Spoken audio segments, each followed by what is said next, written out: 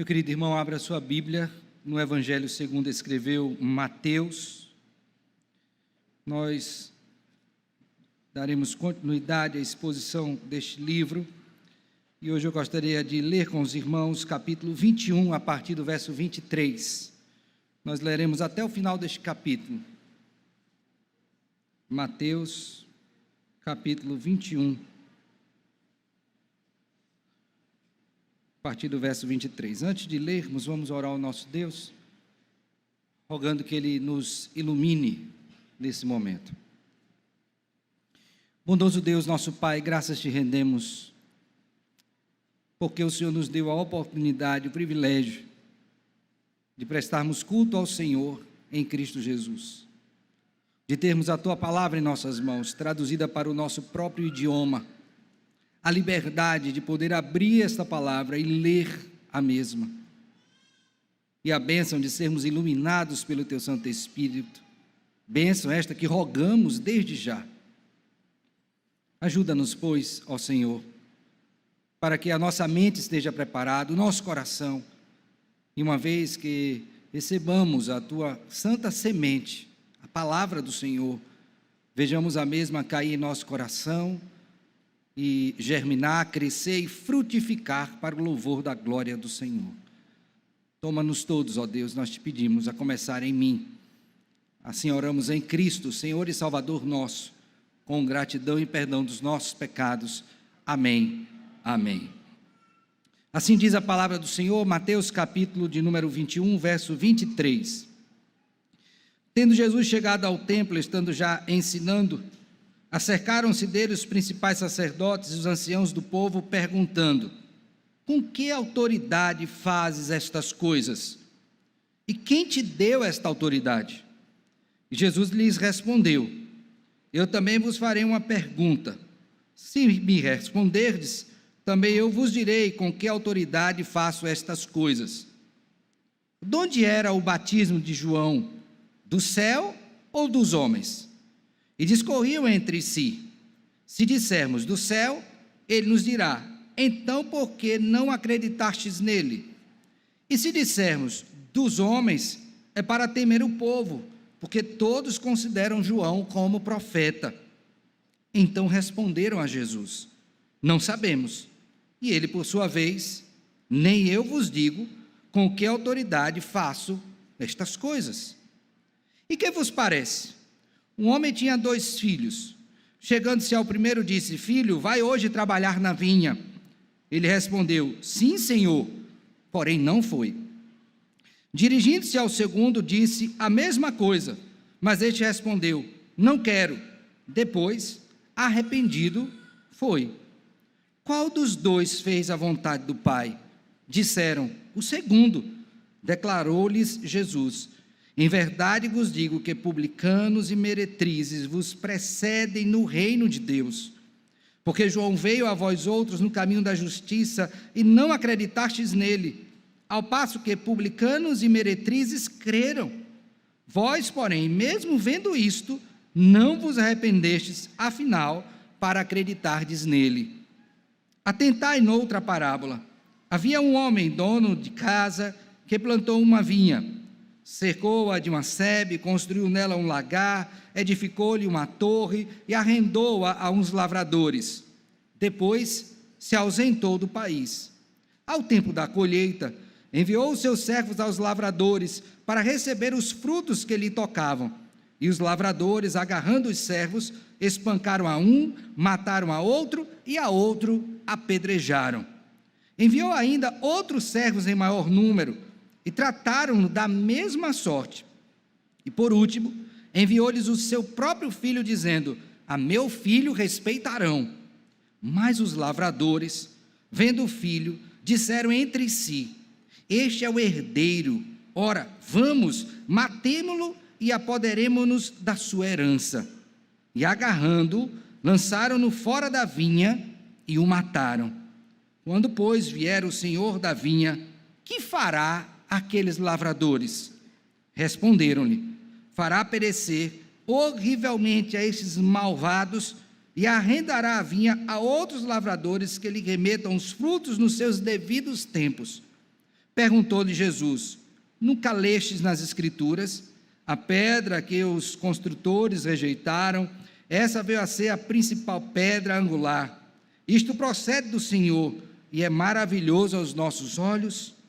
Portanto vos digo que o reino de Deus vos será tirado e será entregue a um povo que lhe produza os respectivos frutos. Tudo que cair sobre esta pedra ficará em pedaços, e aquele sobre quem ela cair ficará reduzido a pó.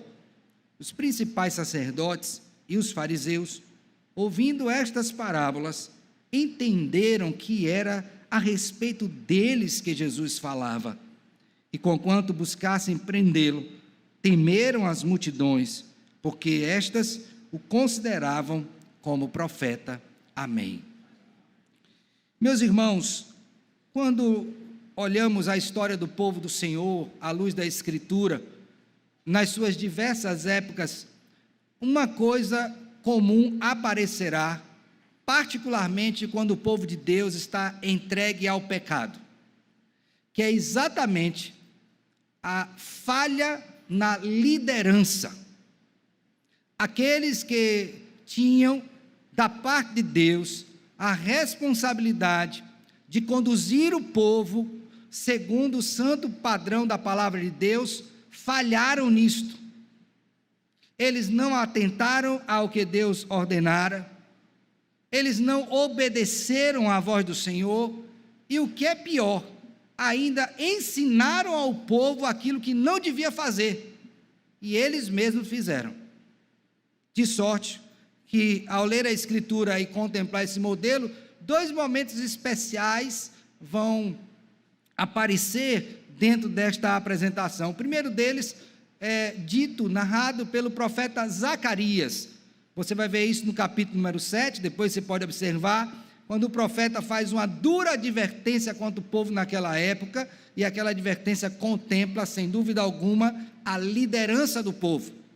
E de modo ainda mais específico, quando você vai para Malaquias, capítulo 2, você vai ver Deus falando diretamente com o sacerdote, dizendo que vai lançar ao rosto deles excremento, e ali são fezes mesmo. Por quê? Porque estes líderes não fizeram o que Deus ordenara fazer, e estavam conduzindo o povo à perdição.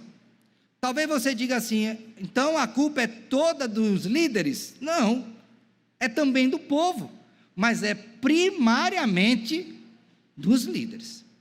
Quando então nos deparamos com isso, deveríamos estremecer, e aqui, logicamente, começando de nós que estamos aqui na frente, os presbíteros e os diáconos, porque nós precisamos, à luz da Escritura, sermos modelos para o rebanho. As pessoas hão de olhar para nós, a despeito de reconhecerem a nossa pecaminosidade, o fato de que somos redimidos pelo Senhor, mas, irmãos, nós fomos postos para isto mesmo, e espera-se que nós sejamos esse padrão de fé, de arrependimento, de busca do Senhor, de vida de santidade, para que isto possa reverberar sobre toda a igreja, e cada irmão seja santo também, como o Senhor é santo. Quando o Senhor Jesus Cristo esteve aqui na terra e habitou encarnado entre nós, ele teve que se deparar com a liderança corrompida, e isso já fica logo evidenciado no Evangelho de Mateus, quando no capítulo de número 5 e 6 e 7, que é o Sermão do Monte, eu gostaria que você voltasse um pouco as páginas aí, e visse já a primeira confrontação de Cristo nesse Evangelho com a liderança religiosa, que se deu em quais termos? A partir do capítulo 5, verso 17, até o final do capítulo 5, você vai ver o Senhor Jesus Cristo fazendo uma correção na interpretação dos líderes religiosos, e aquela expressão que eu já falei com os irmãos há algum tempo atrás, né? Ouvistes o que foi dito, eu porém vos digo. Ouvistes o que foi dito, eu porém vos digo. Então Cristo estava mostrando que a interpretação que eles deram na época estava equivocada, não era aquela que o Senhor tinha dado inicialmente. Mas também no capítulo de número 6, temos mais uma confrontação do Senhor Jesus com os líderes religiosos, e eu queria que você observasse comigo, por favor, no capítulo de número 6, verso de número 1, diz assim: guardai-vos de exercer a vossa justiça diante dos homens, com o fim de ser desvistos por ele, de outra sorte não tereis galardão junto de vosso Pai celeste. Quando deres esmola, não toqueis trombeta de ti, como fazem os hipócritas nas sinagogas e nas ruas, para serem glorificados pelos homens. Em verdade vos digo que já receberam o quê? A recompensa. Agora veja o verso 5: e quando orardes, não sejais ou não sereis como os hipócritas, porque gostam de orar em pé nas sinagogas e nos cantos das praças, para serem vistos dos homens. Em verdade vos digo que eles já receberam o quê? A recompensa. Então note que Cristo já está ciente disso. Ele conhece a liderança que está posta diante dele. Ele sabe quais são os problemas. E aí, à medida que o evangelho vai progredindo, isso se acentua ainda mais por uma questão, a saber, a perseguição que esses líderes desferiram contra o rei Jesus. Então, além de Cristo detectar esse problema, desta vida hipócrita, agora ele experimentava em si mesmo a perseguição. E ora, irmãos, o Senhor Jesus Cristo não ia deixar isso dessa forma, porque ele veio para consertar as coisas, ele veio para salvar o seu povo, e certamente haveria de falar e confrontar esses líderes. Daí esse texto é tão importante para nós, irmãos, porque ele mostra aquela ocasião dentro do ministério de Cristo, segundo a visão de Mateus, em que Cristo tem esse confronto direto com os líderes religiosos. E aí eu queria que você observasse, por favor, a sua Bíblia, porque no capítulo de número 23, por favor,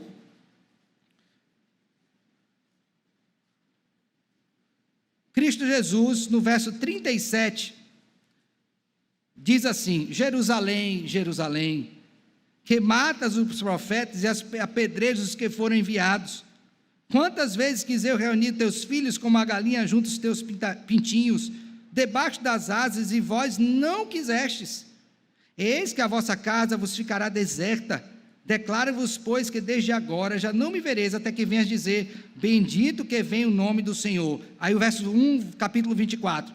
Tendo Jesus saído do templo, então todo este relato de confronto de Cristo com a liderança se deu onde?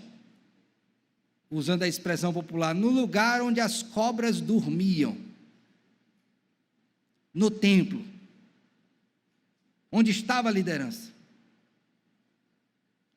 Cristo vai para lá, vai ensinar lá, e vai mostrar qual era a realidade daquele povo.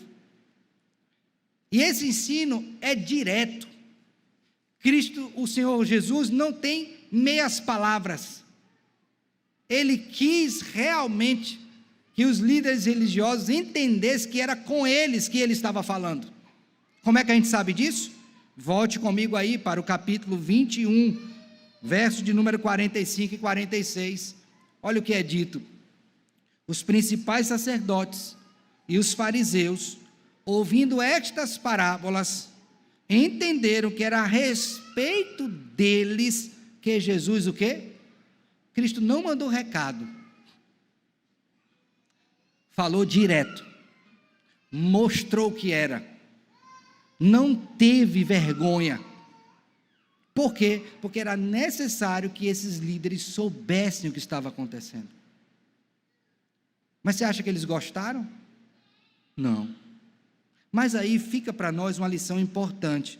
O que é que o Senhor Jesus Cristo revelou sobre essa liderança que diz respeito a nós hoje, enquanto líderes e enquanto povo do Senhor? Porque certamente, a semelhança do passado de Israel, o problema dos líderes também era o problema do povo. Se o líder era hipócrita, o povo também era. Se o líder mentia, o povo também mentia. Se o líder estava oferecendo um culto que Deus não se agradava, o povo de igual modo.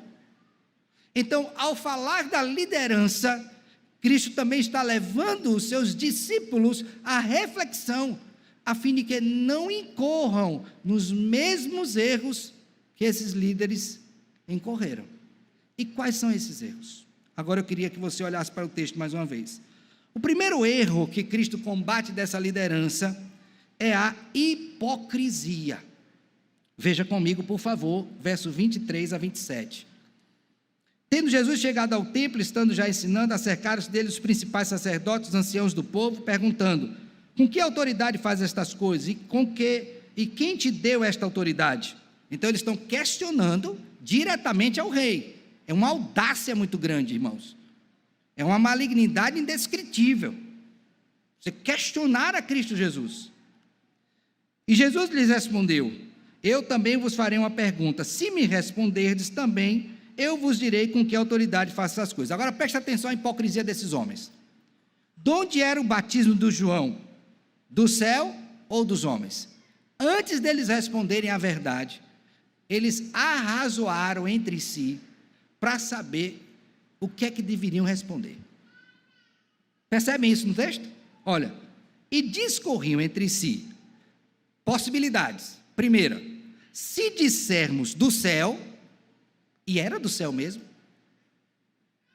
ele nos dirá então: por que não acreditastes nele?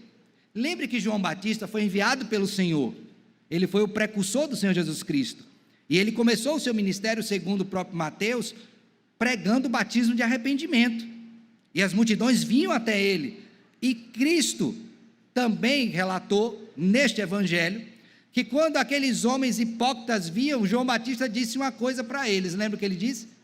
Raça de víboras, quem vos induziu a fugir da ira vindoura? Então eles não gostavam de João Batista. Então se ele diz é do céu, confirmam isso, aí a pergunta é: e por que vocês não creram? Mas aí tinha outra possibilidade, olha a outra possibilidade, verso 26, e se dissermos dos homens, que era de fato o que eles criam, o que é que poderia acontecer com eles? É para temer o povo, porque todos consideram João como o quê? Profeta. Então eles botaram na balança, qual vai ser aqui o prejuízo menor? Se eu digo que é do céu, não me arrependi. Se eu digo que é dos homens, aí eu tenho um problema com o povo. Mas para quem quer ficar bem com todo mundo, qual foi a resposta que eles deram? Não sei. Não sei. Sabiam sim. Hipócritas. Disseram que não sabiam porque estavam pesando as consequências. Não foi uma atitude de sabedoria, foi de covardia. E isto mostrou o que do coração desses homens? Hipocrisia. Vocês estão desempenhando um papel. Vocês não temem a Deus, vocês temem a homens. E quem teme a homens não agrada a Deus, agrada a homens.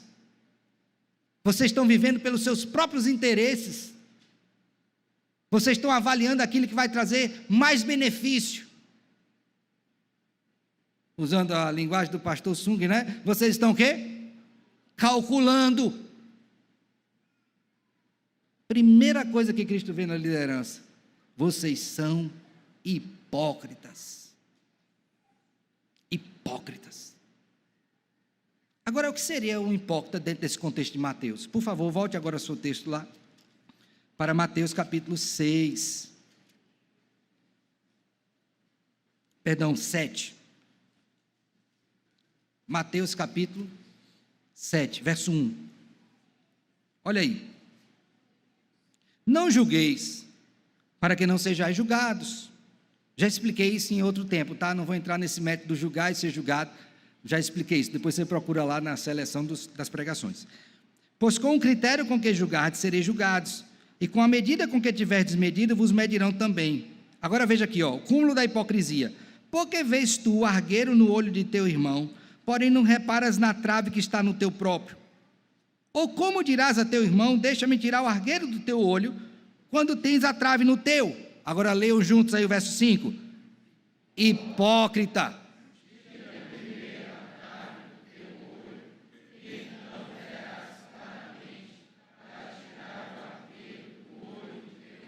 O que é que aqueles líderes eram? Hipócritas. Estavam questionando a autoridade de Cristo. mas não estavam observando a contestação que eles estavam fazendo a partir desse momento acerca da sua própria o quê? Autoridade. Quem deu autoridade a vocês para não se submeterem a mim e para questionarem a minha autoridade, diria o Senhor Jesus Cristo? Hipocrisia. Qual o primeiro erro? Hipocrisia. Segundo erro que Cristo vê. Vamos agora para o verso 28. E que vos parece? Veja que Cristo aqui, ele encadeia o raciocínio, tá? É o mesmo contexto. Vem um assunto, ele já puxa o outro. E que vos parece? Então não deixou nem os líderes pensarem direito, né? Já logo ele já mostra uma outra situação que revela o coração dessa liderança. E que vos parece? Um homem tinha 2 filhos. Chegando-se ao primeiro, disse: filho, vai hoje trabalhar na vinha. Ele respondeu: sim, senhor. Porém não foi. Dirigindo-se ao segundo, disse-lhe a mesma coisa. Qual foi a mesma coisa? Filho, vai hoje trabalhar na vinha. Mas este respondeu: não quero. Depois, preste atenção na forma como Mateus escreve, arrependido, essa palavra é essencial aí, arrependido foi. Qual dos 2 fez a vontade do Pai? Disseram. Quem que disse? Os líderes, os principais sacerdotes, os anciãos do povo, porque foi exatamente para eles que Cristo perguntou.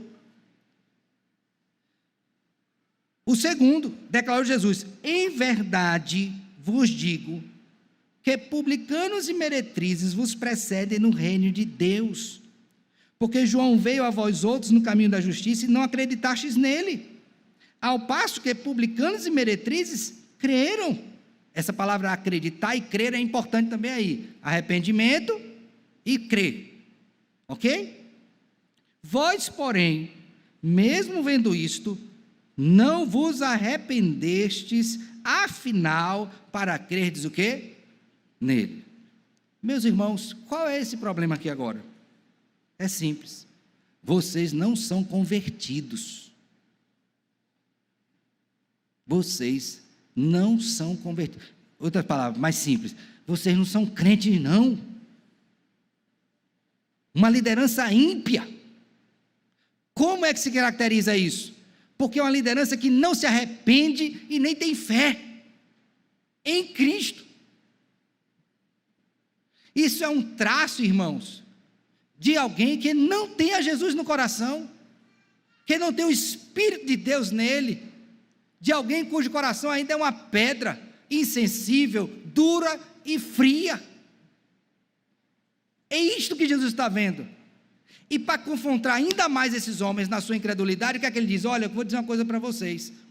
E aqui era uma afronta muito grande aos judeus, porque ele diz assim: olha, preste bem atenção, publicanos, que era um povo que judeu não gostava, rejeitado, e meretrizes, mulheres de vida sexualmente livre, vão ter prioridade sobre vocês.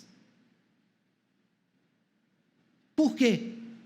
Porque diferente de vocês, quando elas ouviram a pregação de João Batista de arrependimento, elas se arrependeram, essas pessoas, e creram, e vocês ouviram e não creram. Por quê? Porque vocês não são crentes, vocês não se arrependem, vocês não creem em Jesus, vocês não creem na palavra de Deus, e isso é terrível, irmãos, terrível. Você já imaginou, pense um pouquinho, o que seria ter uma liderança, se o seu pastor, os seus pastores, seus presbíteros também é pastor, nunca se arrependesse, nunca demonstrasse fé, como é que seria a vida de vocês, irmãos? Pense aí, pense numa vida, onde nunca o líder se arrepende, ele nunca confessa um pecado, ele nunca demonstra fé em Cristo Jesus, é um duro. O que seria de vocês, irmãos? Das duas, uma. Ou ele iria deixar vocês de mão para viver do jeito que quisesse, ele também não se arrepende, Então ele não vai cobrar isso de ninguém. Ou seria uma vida debaixo de um tacão pesado, o peso da lei. Legalismo terrível. Como era o caso dessa liderança. Mas quando Deus age em nós, e por sua palavra, Ele nos convence da nossa condição, e mostra que há um enviado por Ele, que morreu por nós, nós não somente nos arrependemos do nosso pecado cometido contra o Senhor, mas nós cremos em Jesus, que veio para nos salvar dos nossos pecados. Então Cristo vai no ponto aqui, que essa hipocrisia que eles apresentaram, era um reflexo de um coração duro, que não sabia o que era se arrepender e nem crer em Jesus como Senhor e Salvador. Então Cristo aponta aqui o segundo problema: vocês não se arrependem e vocês não creem. Agora, qual seria o fim disso para eles? Volte agora para Mateus capítulo 4, por favor. Quando o Senhor Jesus iniciou o seu ministério de pregação, segundo Mateus capítulo 4, verso 17, ele estabeleceu uma condição. Olha só o que é dito, ó. Abriram? Verso 17. Daí por diante, passou Jesus a pregar e a dizer, leia agora qual é a pregação de Cristo. Então quem não se arrepende vai para o reino dos céus? Não, meu filho. Então qual era o fim desses homens? Se eles não se arrependessem e não crescem em Jesus, estavam perdidos e continuariam perdidos.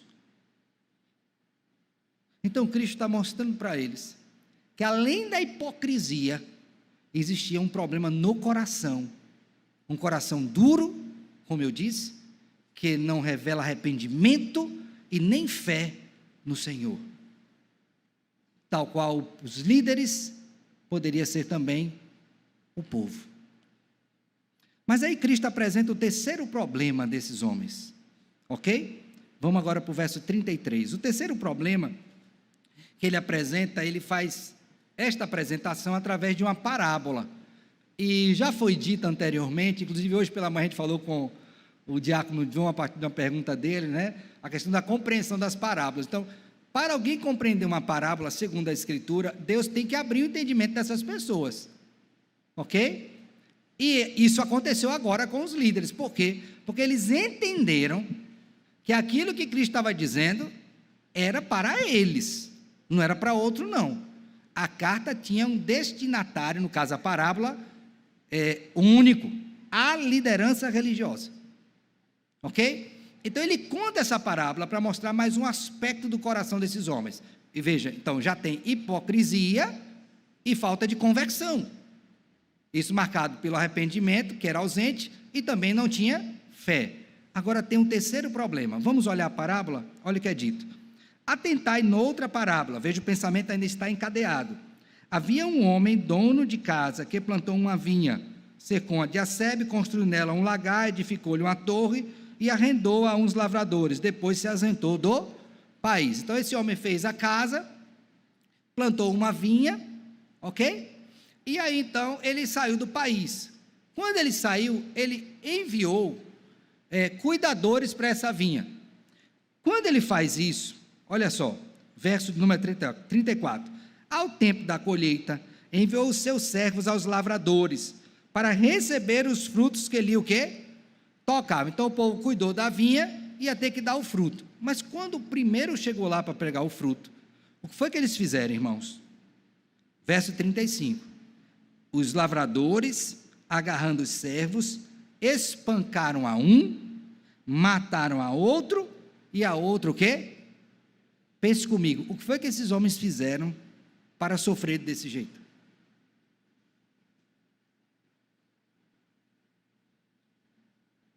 Vou responder, nada. Eles foram, amando do dono da vinha, para pegar o fruto da vinha, que era do dono, e certamente haveria a repartição correta, porque os lavradores tinham a parte que lhe era devida, mas eles não fizeram isso. Pegaram esses emissários e com maldade, mataram essas pessoas. Aí o dono da vinha faz de novo. Verso 36.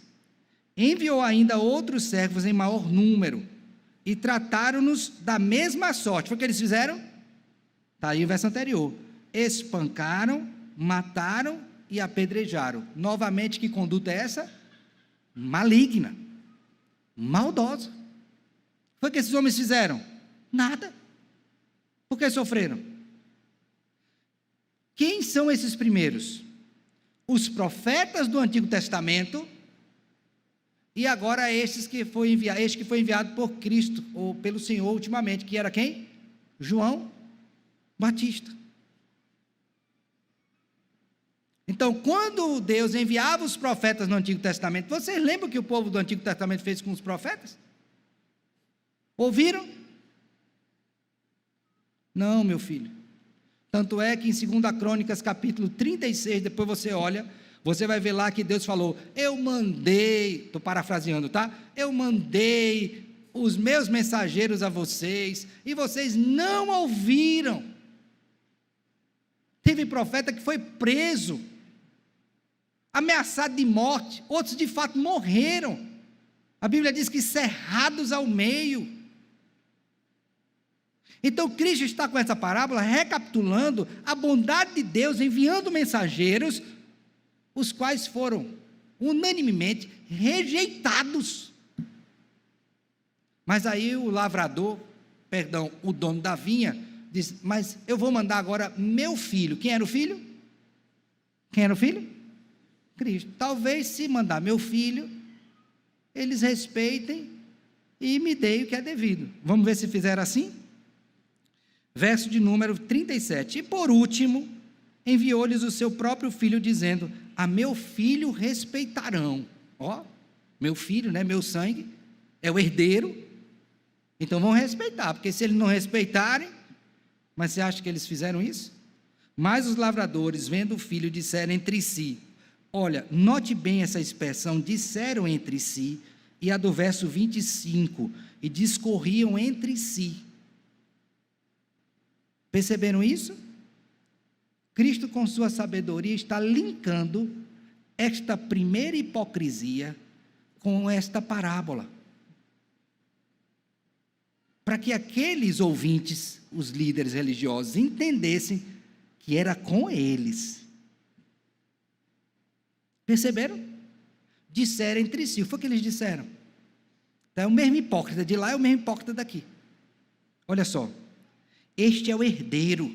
Ora, vamos, matemo-lo e apoderemos-nos da sua o quê? Herança.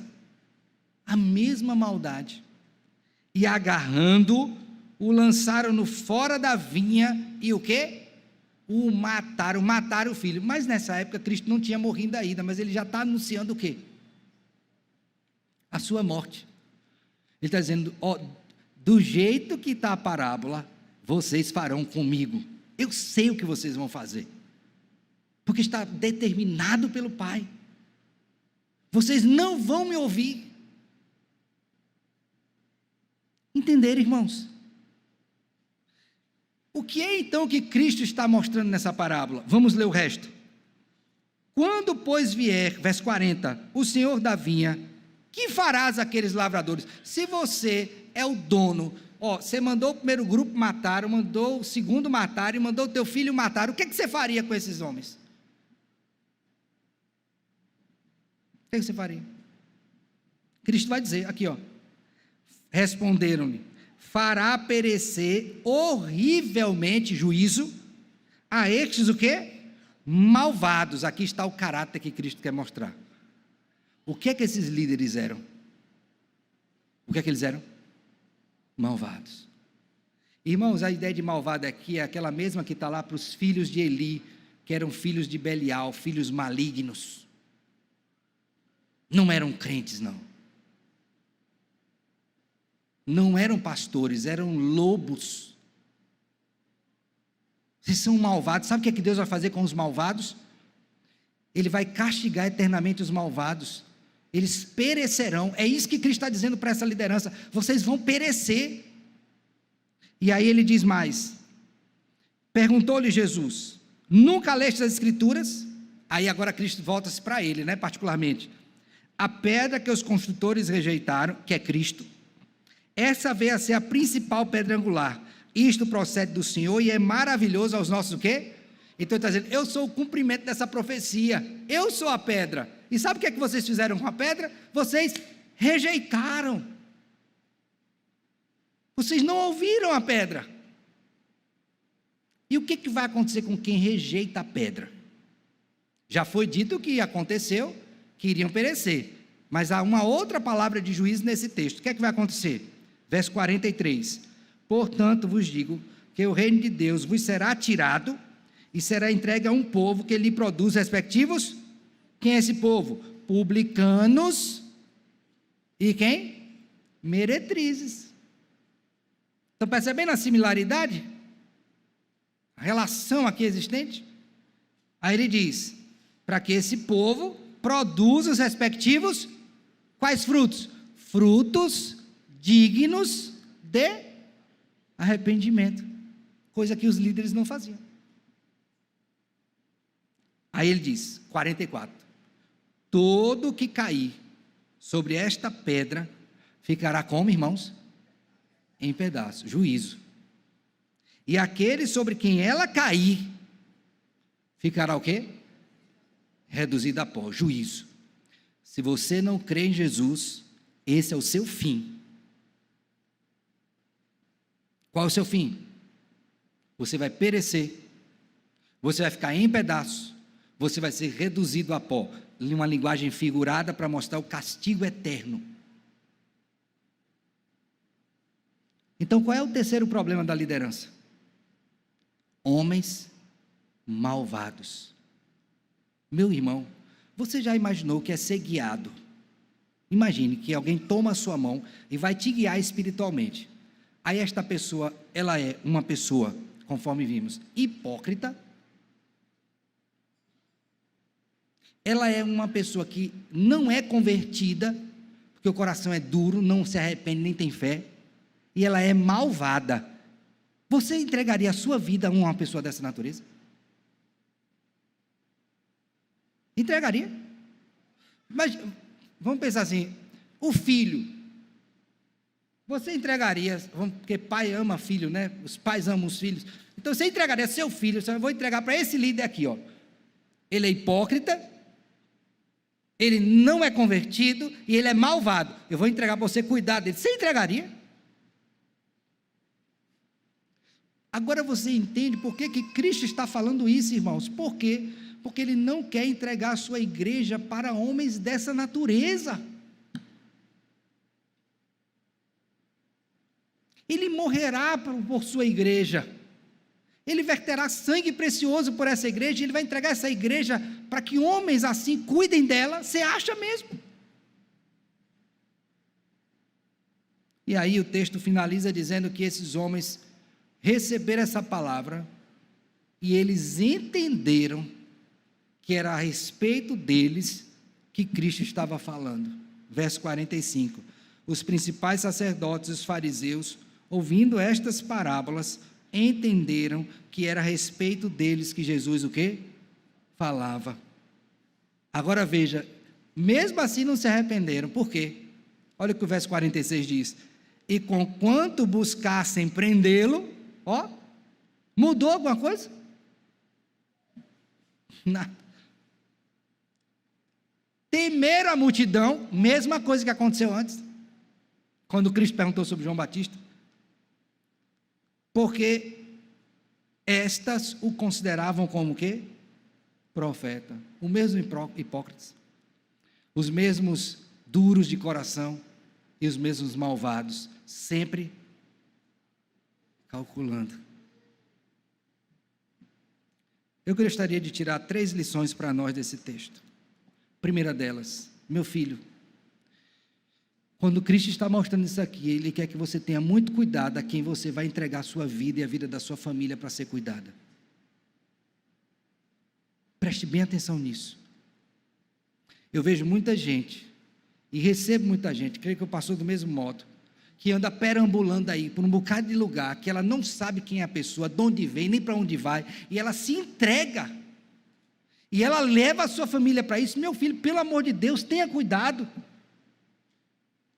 Você não sabe, você está longe de saber o prejuízo que é ser entregue nas mãos de lobos.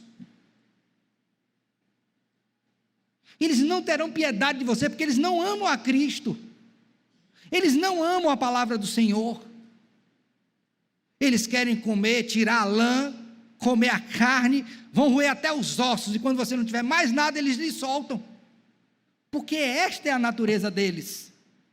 Eles não estão prontos como Cristo a se sacrificar pela ovelha, antes sacrificam as ovelhas. Então eu queria, por favor, que você lembrasse disso, que Cristo está fazendo um alerta para você, sobre o risco que é você se colocar nas mãos de homens como esses. Será terrível para você. Guias cegos, guiando o quê? Outros cegos, para onde? Para o reino de Deus? É para o reino de Deus? Para o abismo, para a morte. Rogue a Deus graça, para abrir o seu entendimento, e se ver livre pela graça de Deus, de tais homens, que se mostram líderes, mas são longe disto. Por quê? Porque são hipócritas,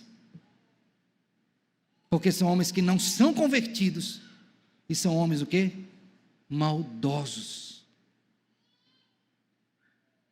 Segunda coisa que eu queria que você pensasse, e aí eu queria pensar como liderança, me colocando e aos meus irmãos aqui nesta condição, e estendo isso aos diáconos, e aqueles que estão aqui, que pretendem um dia serem ministros do Evangelho, Eliseu, Samuel, o Tito agora, não é? O seminarista Rafael, o seminarista Fábio. Irmãos, olha, nós precisamos que vocês orem por nós. Eu não sei qual é o seu hábito de orar pela liderança, mas tem uma coisa que você precisa incluir na sua agenda, é isto. Para quê, irmãos? Por quê? Porque nós somos também pecadores. E por favor, não entenda isso que eu estou dizendo aqui, que eu estou pecando não, viu? Eu estou dizendo da minha condição natural, que é mesmo meus irmãos, somos pecadores redimidos, mas precisamos urgentemente que a igreja se volte para nós e orem por nós, para que nós sejamos fiéis a Cristo Jesus, que não abramos mão desse procedimento, que a nossa vida não seja uma vida de hipocrisia, que você possa conversar com a minha esposa, com o meu filho, com o filho de cada presbítero e diácono, e saber qual é a vida deles, se eles estão desempenhando o papel aqui na frente ou não. Isso é para o bem de vocês.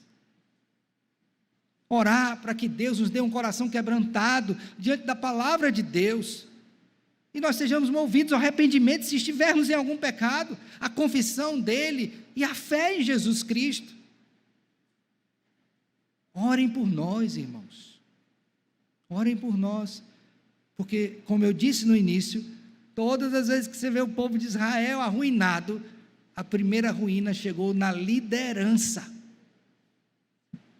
Orem por nós, orem por nós, orem por nossa família, orem pelo nosso trabalho, por cada pregação, cada estudo, cada aconselhamento, cada decisão conciliar. Orem por nós, para que nós expressemos exatamente o contrário disso que Cristo está falando, que as nossas decisões e posturas não reflitam maldade no nosso coração, hipocrisia ou falta de conversão. Vocês aqui já sabem, quando a liderança cai, irmãos, a igreja fica arruinada. Vocês já viram isto? Então, por favor, em nome de Cristo, orem por nós. Orem por nós. E finalmente, sabe qual é o rei perfeito? Que não é hipócrita, que tem um coração puro, limpo, e que longe de ser malvado e matar, ele dar a sua vida por nós? Cristo Jesus. E é por isso que nós temos essa mesa diante de nós hoje, Porque nós temos um rei que podemos confiar o tempo todo. Isso não é maravilhoso? Você tem um rei, Jesus, perfeito. Que maravilha, irmãos. Você pode chegar para ele que o que ele disser hoje aqui vai ser o mesmo amanhã. Ele não vai mudar o parecer. Você não vai vê-lo com uma postura diferente. É o mesmo sempre e o será eternamente. Então, louve a Deus porque você tem um rei, Jesus. O rei Jesus, que veio a este mundo, viveu entre nós, sem hipocrisia, demonstrou um coração puro, limpo, sensível às necessidades do seu povo, e longe de ser um rei malvado, é um rei bondoso, bondoso, tão bondoso, que mostra a nossa maldade e nos dá a possibilidade de nos arrepender, segundo o seu poder que opera em nós. Então louve a Deus, porque nós temos, diferente desses líderes, um rei perfeito, glorioso, único, Jesus Cristo, a quem nós devemos amar de todo o nosso coração, de toda a nossa alma, de todo o nosso entendimento, a quem nós devemos servir, Jesus Cristo, o nosso rei, que mostra como somos e nos dá a bênção de nos conformar à sua imagem, por meio da sua palavra e do seu Espírito. Pense sobre isso, meu filho. Glorifique ao Senhor e procure seguir esse padrão na sua vida. Que Deus te abençoe.